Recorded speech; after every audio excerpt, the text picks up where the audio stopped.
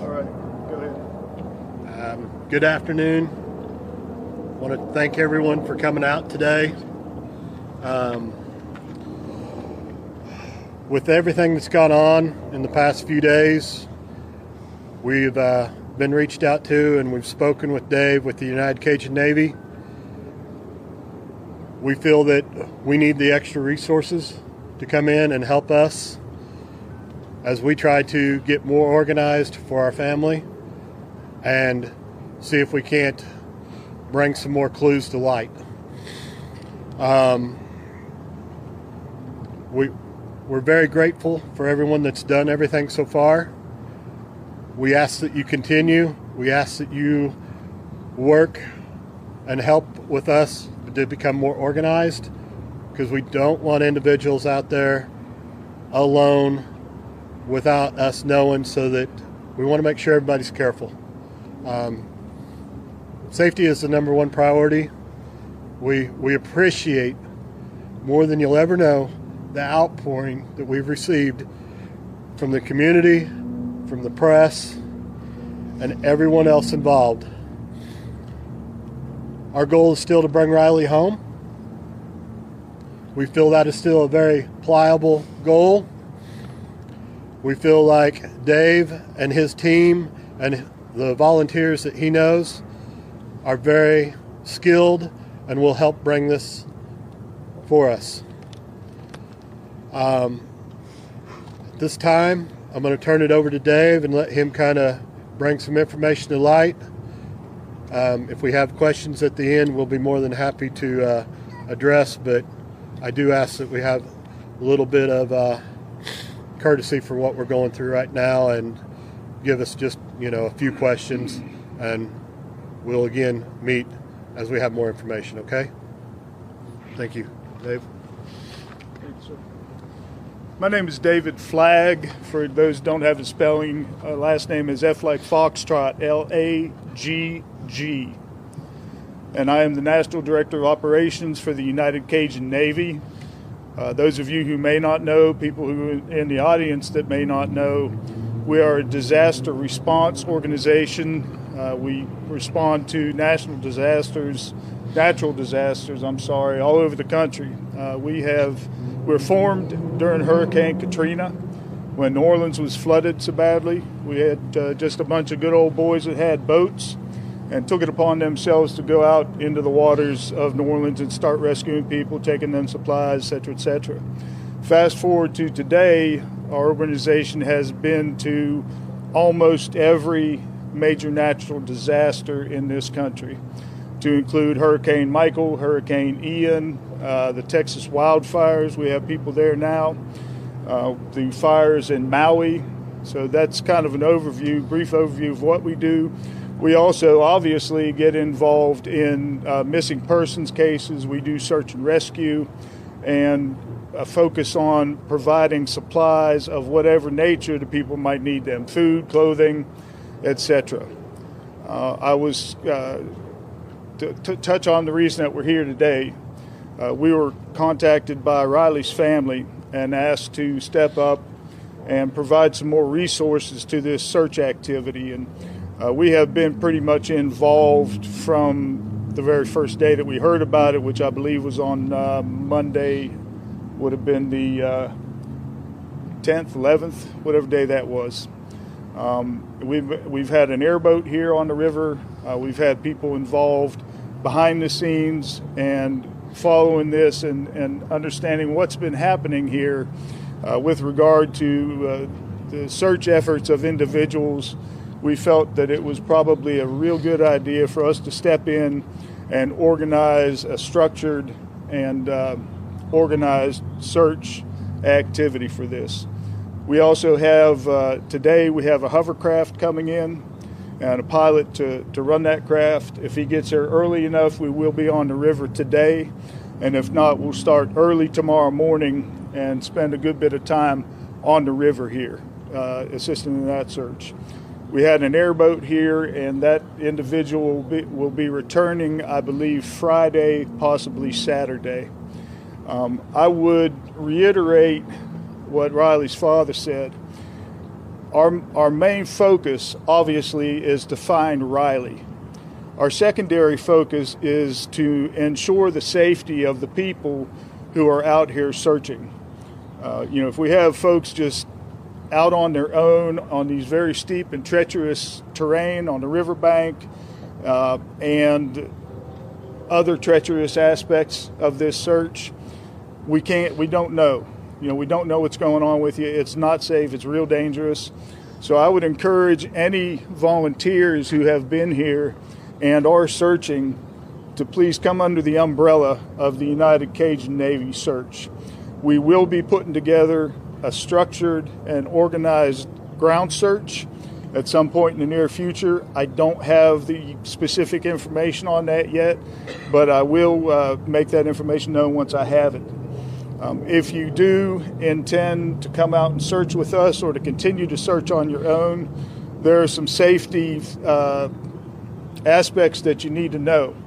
Number one, you need to be wearing some sturdy shoes. You need to have some heavy gloves on and some nitrile or rubber gloves as well.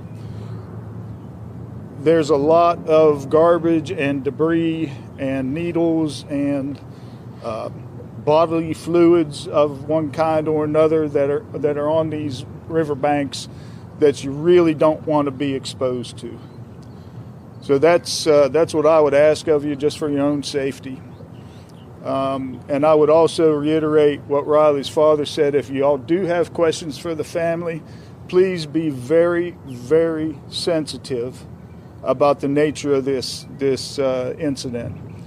As you can imagine, those of you who have children or don't have children, I guess the best advice I could give would be don't ask a question of the family that you would not want to be asked yourself. That's pretty much all I have to say. If there's any questions, I'll be happy to answer.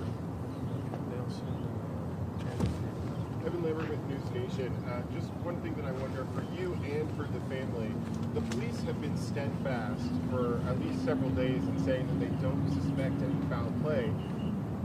Have you seen the evidence to that? Do you believe it? At this point, there is no evidence that I'm aware of that would indicate foul play. Y'all know how it goes on Facebook and social media.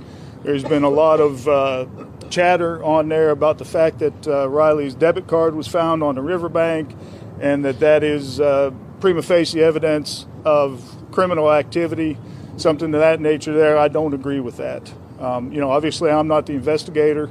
We have a couple of representatives from MMPD here, and I'm sure they have something to say about it, but I would very seriously at this point doubt that there's been any criminal activity. First, Michelle, you guys are obviously asking for more people to come in and help at this point.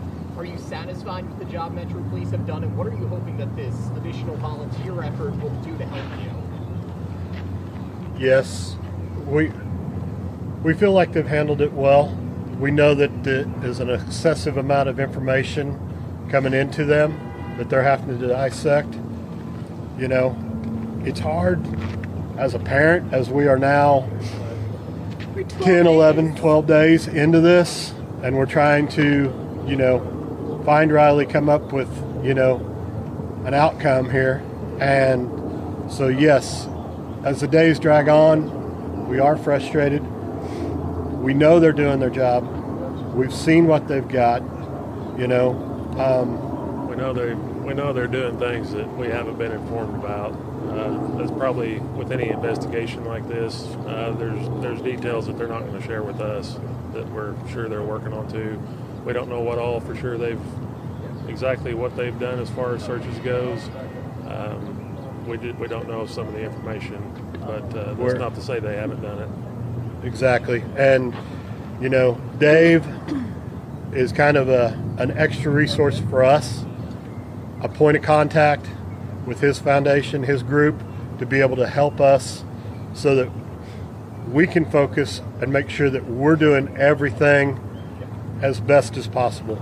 It's been hard being from out of town, being from 6.5 hours away, to put a structured program together when you don't know everywhere that you're at. You don't know the lay of the land as well. You don't have your family and your resources that are in your hometown to be able to help guide you and lean on to build a organized search.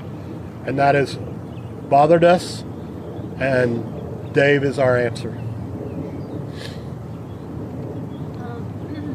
Kind of rewinding a little bit, I know that y'all saw the bar footage for the first time potentially. Is there anything significant there that you feel comfortable sharing at this time? The only thing really that we have seen with our own eyes is in the bar footage would be Riley and his friend going down the stairs just before he exited the bar. And his friend turns around and goes back up the stairs. We're not focusing on a lot of the stuff that happened earlier. We're still pushing forward, and we're trying to figure out where he's at now. Chris, can you point us out, when do you anticipate police will release data from his cell phone, his iPhone?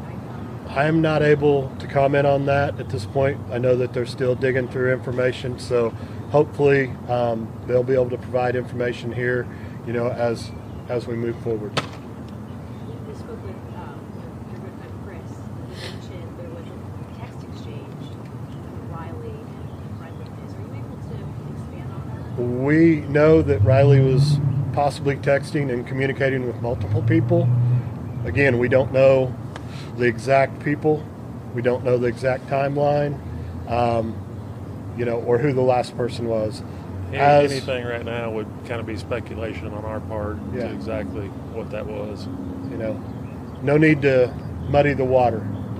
So I'm sure the detectives, as information becomes available that is pertinent like that, they will provide to us, and we will share as we can. And again, we have a couple representatives from the police department here, and that may be a question that you could ask them. Before they come up, there's just, anybody else have questions for the family before I interrupt? I do. Michelle, the last time you and I spoke, you had told me he was here with 50 of his fraternity brothers. Not one of them left the bar to go with him. I know you were close with some of his friends as well. What have those conversations been like since? With the boys. I mean, they're heartbroken also. I mean, he's their best friend. And we love these boys like our own. And it's just as hard on them as it is on us.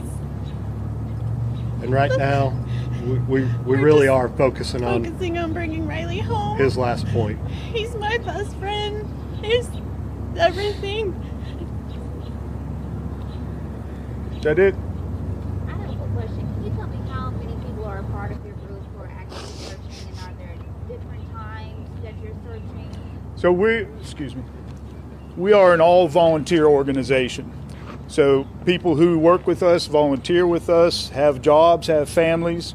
And so there's, at any given time, that number is going to fluctuate. Sometimes it might be 2 people, and sometimes it might be 200 people. At this point, I am the only boots on the ground for the United Cajun Navy, and that is going to change here very shortly.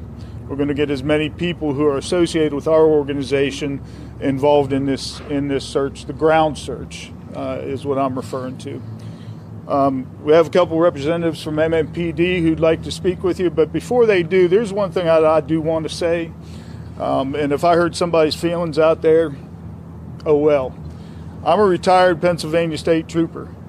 There has been a lot of chatter on social media about the police are or are not handling this investigation properly. They should have done this, they should have done that. If you're not a trained police officer, your speculation is just that, just speculation. I've been in constant contact with Detective Chandler, and I know that they have been making every effort that they can to bring this investigation, this search to a close. So please, you folks out there on social media, think real hard about what you're going to post before you post it. And that goes as well for posts about the family and about this investigation. The family doesn't really need to see posts on social media that say, well, maybe there's a serial killer out there and that's where he chunked him in the water. That's not cool. Anybody got a question for me? Yes, ma'am. Can you ask you a point of attack as far as going through these ground searches, water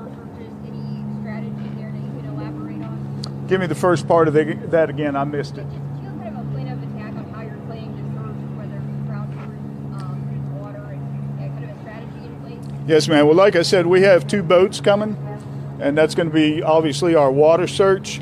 This terrain presents a very, very difficult challenge for a ground search. I'm sure y'all have seen on TV that, you know, when there's a field or a wooded area that you have a line of people 2-3 feet apart and everybody just walking through. This is not going to be that. Also, the terrain is going to be very difficult to use any sort of tracking dog. Again, just because it's going to be very difficult to walk. So my goal, and part of the reason that I came down here early today, is so I could get my eyes on the terrain. I hadn't seen it yet, and formulate a plan for that. The plan right now is very loose and informal. We want all the volunteers to meet up with me before we go out, and probably about the only way that really and effectively be able to do this is put people in 2s and 3s, potentially 4s. We are working on getting some supplies, ropes, etc., that are going to enable these people to safely traverse this terrain. If there's anybody out there who would like to contribute to that effort, please feel free to go on our website, thank you, which is UnitedCajunNavy.org. And there's a donate button. You can feel free to donate there. But that's my next step, is to get the supplies and the equipment that's needed to be able to conduct this search safely. And that's, as far as the plan goes, that's all we have right now.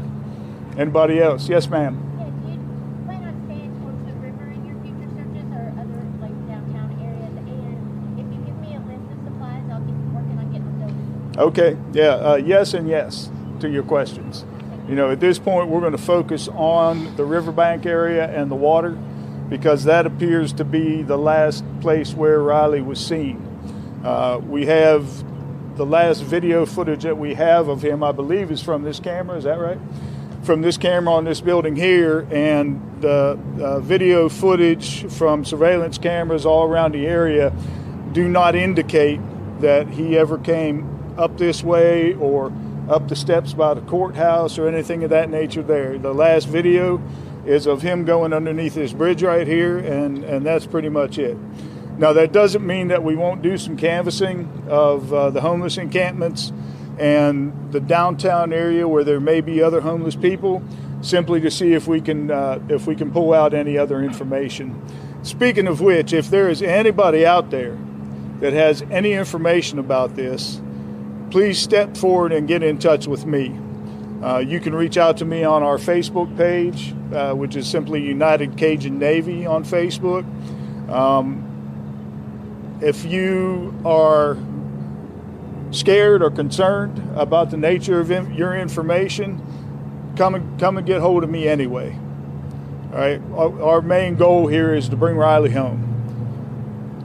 Is there like an email that potential volunteers for this elk, or should they just message you on Facebook? Or yes, you can message us on Facebook, and our email address is info@UnitedCajunNavy.org. And that's United Cajun is CAJUNNAVY, UnitedCajunNavy.org. Anybody else? Gentlemen?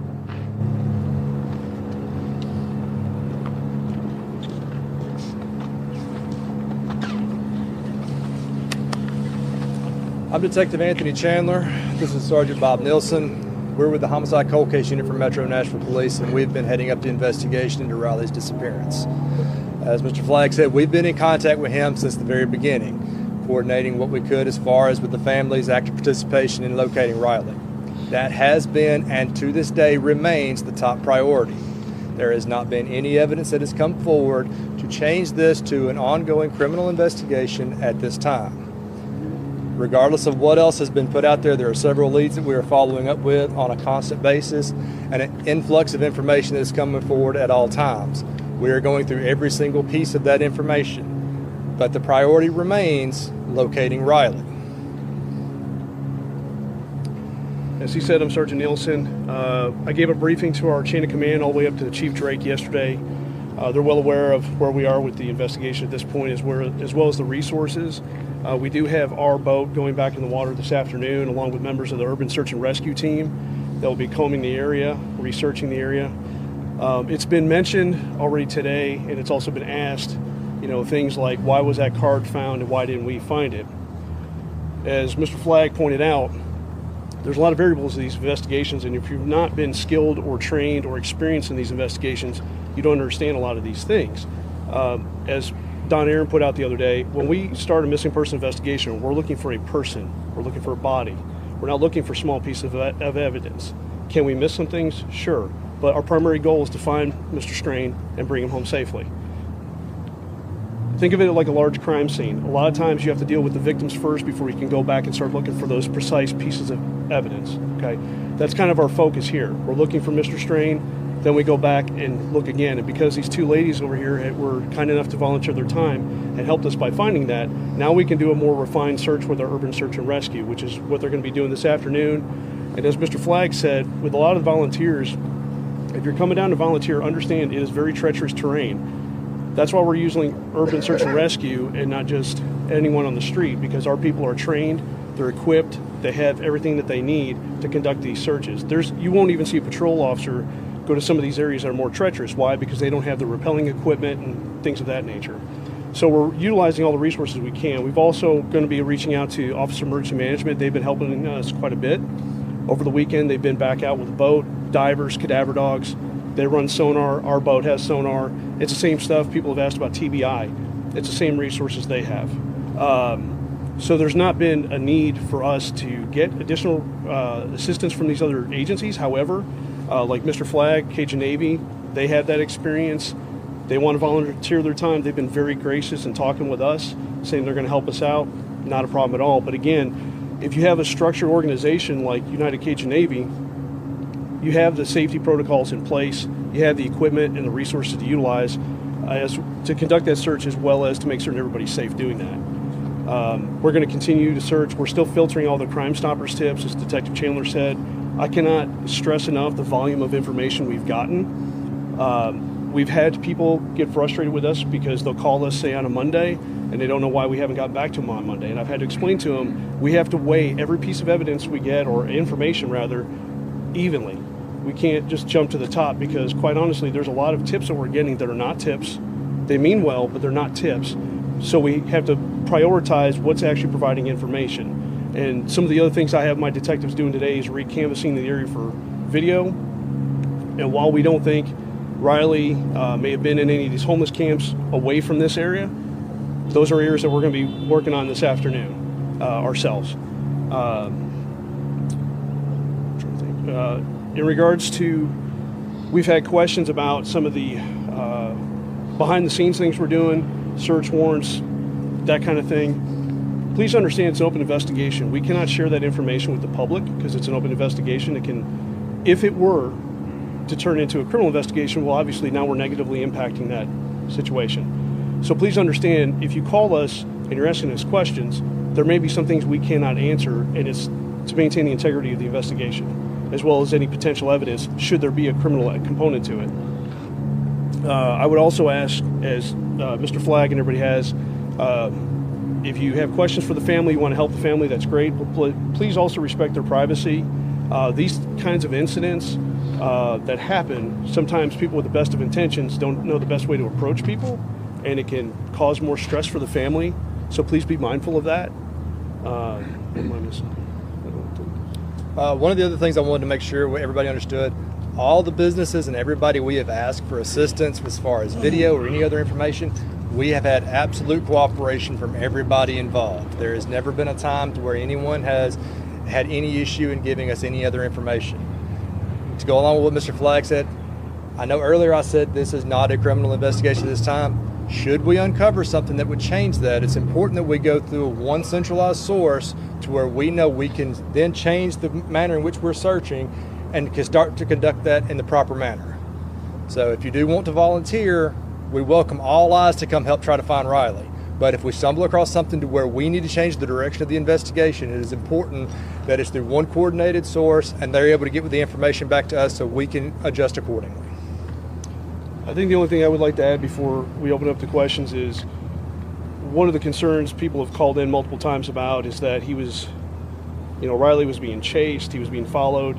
We have seen no evidence of that. We've been through the video multiple times, and that is the reason why we released that body camera footage, because that officer had an interaction with him, and we've talked to other people that have indicated to us there was no injuries on Mr. Strain when they observed him, and there was no indication that he was running from anything or he was in fear.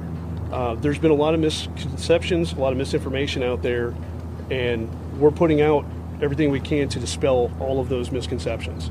We're happy to answer those questions, but again, people are taking what has already been put out, what the media's put out, and then putting their spin on it, calling back with Crime Stoppers tips that are not actually tips. They're their theory on what happened. We love people calling in and helping us, but we need actionable leads that we can follow up on. So please understand too, when you don't see us, like my detectives out in the field constantly, it's because we're trying to prioritize those tips that we're getting to find what's actually useful information that we can follow up on, because sometimes we get tips that we can't follow up on. It's just a statement somebody's making. So with that, you got a question, ma'am? Yes, sir. So the credit card being discovered separated from wherever Riley is and potentially separated from his wallet, some would say that could potentially go either way. Sure, maybe it just fell out and he didn't even realize, or maybe it was forcefully removed. So how do you decide which it is and which side to lean on, whether missing person versus criminal? Because a lot of folks would say, well, that could certainly indicate, or lay people would say, that could certainly indicate criminal activity. Once we recovered the card, it was secured and processed properly to where it can be examined as far as going into a criminal matter at a later time if it's so needed. How does the United Cajun Navy fit into MNPD's command structure? We pretty much allow our people with the emergency contingency section and USAR to coordinate with them because, we do cold case investigations. We don't handle that part. So our job is typically to get them in touch with them and let them coordinate between the two, because they have the knowledge and expertise and they know how to communicate with one another and schedule with each other what they're going to do, how they're going to do it. It would be kind of a moot point for us to step in the middle of that other than to act as a liaison to get them in contact with one another. Which two entities? You said get them in touch with them. With one part of our department that handles like the urban search and rescue and the boat searches and everything, we get that unit in contact with Mr. Flagg. So they're coordinating their efforts. That's what we plan on, because our resources are coming back out this afternoon, and that's kind of our goal is with Mr. Flagg here today is get him in touch with the supervisors over in that unit so they can make that coordination. And then at what point would your office decide to no longer continue the investigation? Until we have no other actionable leads. But because we work cold case, we continue working it until we just have nothing. And as new information comes in, we continue to pick it right back up and go right back to it. This is not going away. This is not going away anytime soon. And I have detectives that work cold case homicides that are decades old, and we continue to work on those. In fact, one of my detectives has been able to close 2 of them last year. So I say that to say this isn't going away. We keep going until we have absolutely nothing, no new tips, no traces of anything to follow up on. But until that happens, we're still going to be out here doing everything. How would you describe the actionable leads in front of MNPD right now? In what regard? You said we're going to keep going until we have no action. Meaning if somebody calls in with a theory, okay, that's one thing. But unless they're giving us information like a name, a location where they saw a suspicious person, thought they saw a piece of an item that belonged to Riley, that doesn't help us. So we have to filter through to look for the things they're saying. Hey, around this time I saw John Doe at this location. He might have been wearing a similar shirt, or maybe he was talking to Riley. That's actionable. That's something we can follow up on. We can look for video cameras in the area. But when they just say, I just saw a homeless guy in the area, that doesn't help us because that's nothing we can follow up on. Does that help? So enough of those actionable leads are still coming in right yes, now? Sir. Yes, sir. Yes, sir. And actually, that's why we were late coming up here, is because we've been following up on more of those. When we last heard from you guys on Thursday, you were still waiting on cell phone and Apple Watch data. Have you received all of that at this point? And if you have, what have you been able to find from it? At this point right now, what we have originally from Apple is what we're working off of, and all of the location data is what we've already released. So at this point in time, that's the same information we're going to be working off of. I have a simple question. On the video that I saw, a lot of people were around, and they could have done something to help this young man. He's stumbling out drunk. And maybe we should push the Nashville that if you see that happen here, don't be afraid to help somebody. I mean, literally, on that video, I saw a lot of people that saw how drunk that guy was. It could have been stopped. Somebody could have said, hey, man, you need some help. Are you okay? Especially once you see somebody falling. You know, you're 100% correct. Yeah. And unfortunately, that is the state of our society. I know. Everybody's today. scared to help somebody. And I agree with you 100%. You know, Nashville population, if you see something, say something or do something. Yeah. Simple as that. Because I watched that and I'm like, nobody did anything to say, hey, man, this guy shouldn't even be out walking around like this. Right, You know? right. So, any other questions? God bless you guys, Could you all right? guys say your name and spell it one more time in your title? I'm Detective Anthony Chandler, Chandler. I'm Sergeant Robert Nielsen, Nielsen. And you're with? Metro Nashville Police Department, Cold Case Unit. You had a question, sir? Yeah, could you all just go over again what it is that's making you say that there's no sign of foul play, including this not being a criminal investigation at this time? Is it a lack of evidence to the contrary, or do you have other information that suggests that? Well, right now it's a lack of any evidence of a crime being committed. A lot of people have come up to us with various items claiming that it's an indicative of it. And please understand, as a supervisor, I've been working homicides for 10 years. He's been working them for a long time as a detective. And we're skilled in criminal investigations. What, evidence can be different possibilities, whether physical evidence, whether it's digital evidence or whatever. And if we don't have anything, like we don't at this point, that indicates that there's any indication of foul play, then if we go down that rabbit hole, then we're wasting resources and time from possibly looking for him, because now we're looking for evidence of a crime. And while we're open to the possibility it could be a crime, I mean, obviously there's always that possibility, right? But we haven't seen anything. And just because his bank card was found there, just because somebody heard something, until we have more to shore that up, we can't say that a crime occurred.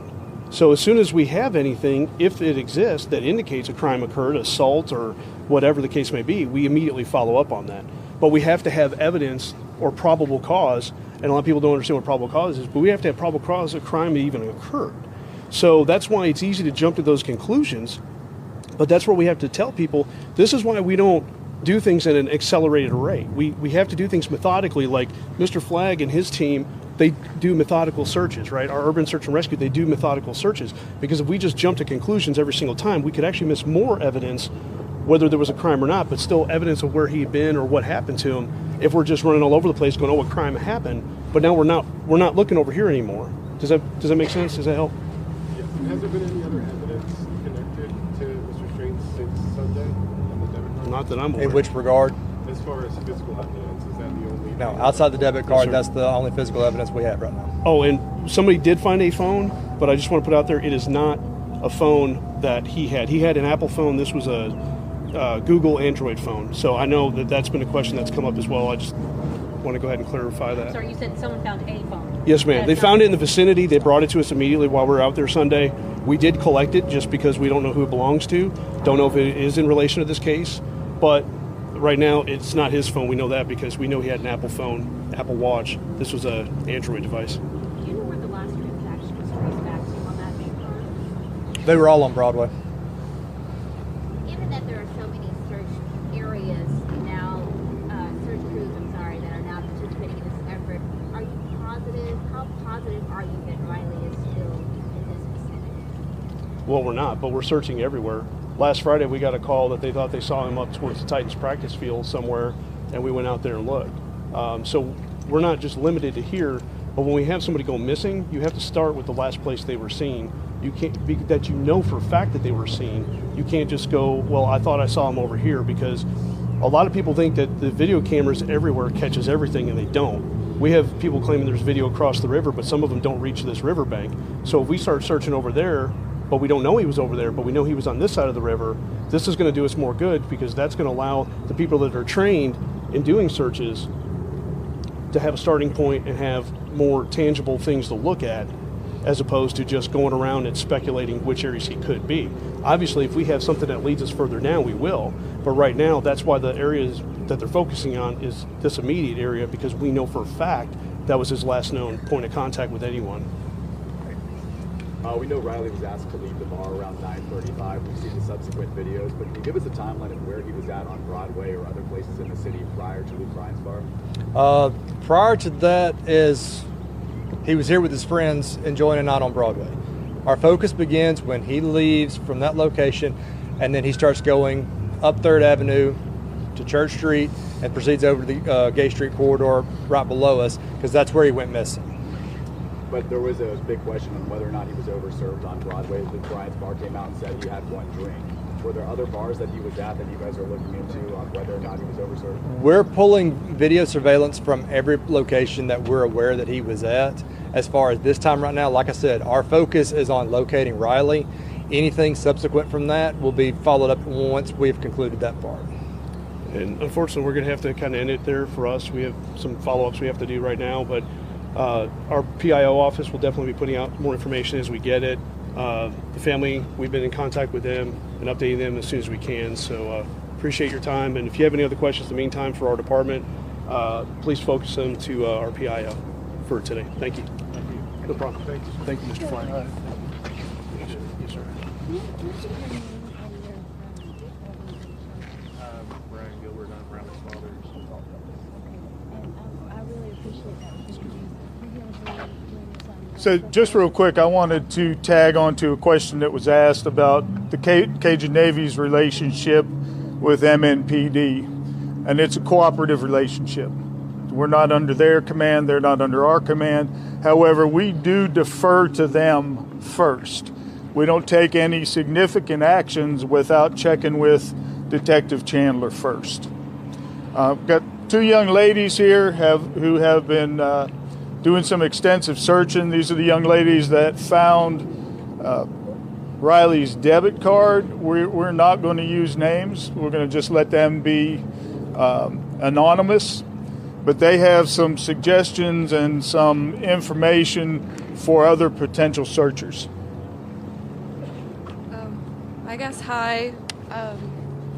I guess the most important thing that we want to make sure everybody knows when you are joining us to search is I have layers under these jeans. I have boots. We have masks because when you are moving stuff, there is stuff flying everywhere.